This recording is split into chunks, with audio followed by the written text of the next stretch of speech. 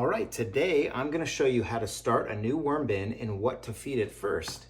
And the first step you're going to want to take is decide on a bin and prepare your bin. So what we're going to do is we're going to restart my tiny worm bin, and it's just a Rubbermaid roughneck tote that is 3 gallons, and it's got about a little bit over maybe a ½ inch holes here, and on there is a little bit of lanai screen with some duct tape on them.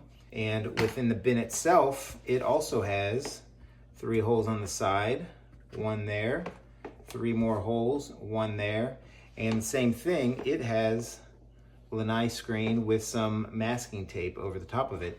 And that is the bin that we've decided. So once you have decided on your bin and you've prepared your bin, then and only then should you order your worms. Or if you already have them, secure your worms. And why? That's because if you get your worms first and you're not prepared, you're gonna end up doing a makeshift bin. So inside here is 612 worms that we counted out individually. You can go look at the previous video from the last time we ran this worm bin. Second step is to order your worms.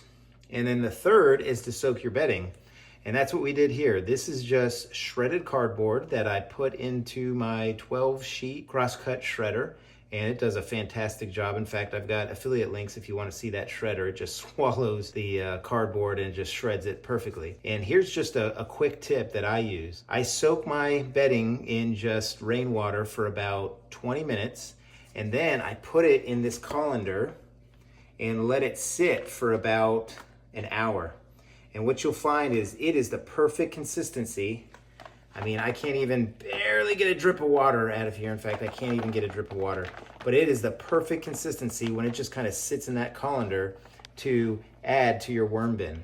If you're wondering, how damp should it be, that kind of thing, well, use a colander to let it drain. And then I'm just going to add it to the bottom of the worm bin. Now, what I found is if you just fill this worm bin halfway, you're gonna get way too full in your worm bin as you go over the next few months, and you're gonna run out of room. So what I'm gonna do is maybe fill it 1/4 to 1/3 of the way with this bedding, and that will be enough so that every time I feed, I can add a little bit of bedding and I'm not getting too high within this worm bin. So this should about do it right about here. So after you've soaked your bedding, you've drained your bedding, and you've added it to your worm bin, the next thing that you want to do is add your first feeding. So let's go ahead and show you what we should feed and what we shouldn't feed. So this right here is my recommendation for your first feeding. And you'll notice for 612 worms, it really is not a lot of food, and all it is strawberry tops. Well, that seems kind of odd. Why strawberry tops? Because the fleshy part of the strawberry, the worms absolutely love. And the green part of the strawberry, they take a little bit longer. So what this is gonna do, as you add in your strawberry tops, is the worms are going to find it and they're gonna eat the strawberry.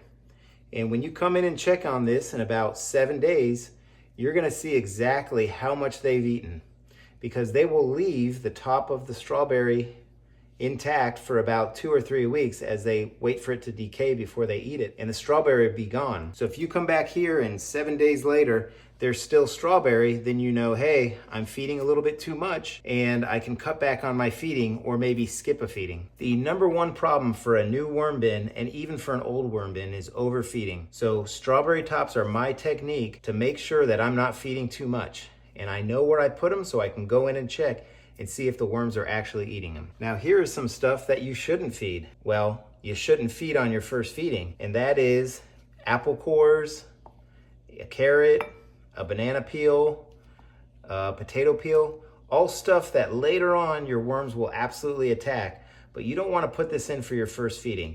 And that's because an apple is a slow food. It takes a while for it to get eaten by the worms. Same thing with a banana peel. They may eat this flesh right away, but the banana peel is going to take a while. And again, I go back to what is the #1 problem with new worm bins? Overfeeding. So just kind of avoid any kind of food like this until your worm bin is a little bit more established, maybe 3 to 4 weeks. So if you don't have any strawberry tops, the other food that I suggest putting in here is maybe a piece of lettuce, piece of kale, that kind of thing, some green that you can see maybe a spine in it and some leafy parts, and then maybe you'll know they've eaten that part and they're still working on the other. You just want to be able to put something in here that you know they've eaten or not. If you puree food or put in some kind of liquid feed, you don't always know whether the worms are eating it, and you may put more in, and again, you might overfeed, so we don't want to do that. All right, so before we get to the grand finale, let's go over the steps again. 1, prepare your bin, decide on the bin, and prepare it. 2, order your worms or secure your worms. 3, soak the bedding in water, then drain the bedding. Next, add the bedding to your bin, then add the first feeding, and finally, the moment we've all been waiting for. Let's add our worms. So this is 612 red wiggler worms, which by the way are the easiest worms, I believe, to start vermicomposting with. They're really tolerant with temperature and foods, that kind of thing.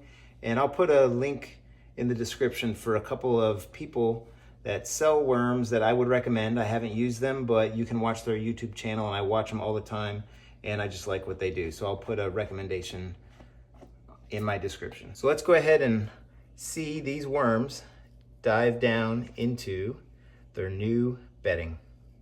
So as these red wigglers are making their way into their new bedding, just want to talk about a couple things. As you can see, a lot of castings came over with these worms. So those castings have some microbes in them that are going to help jumpstart this bin. So if you're getting new worms and they don't have a lot of castings with them, or they just have peat moss or whatever the packaging that came with them, what you can do is either grab a handful of soil, you can grab a handful of compost, or if you already have some vermicompost, add some of that to your bin. Just a little heads up, if you grab soil or outside compost, you might be bringing in some critters, so it's just something for you to understand and decide for yourself. Another consideration for a new worm bin, and whether or not you're using worms and just restarting your bin or if they've been shipped, they are going to be in kind of an agitated state.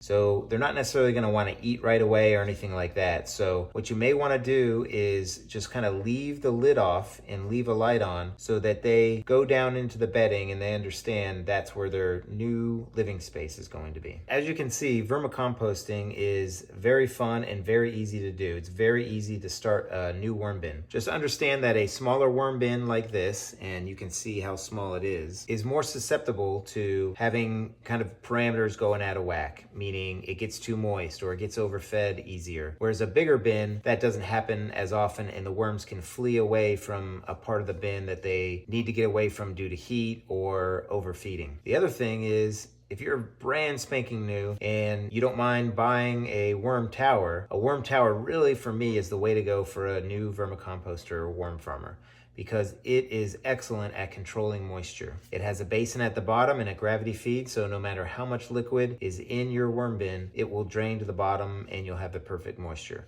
With a bin like this that doesn't have holes in the bottom, you really want to monitor the moisture. And for the most part, I do not add moisture to my bins.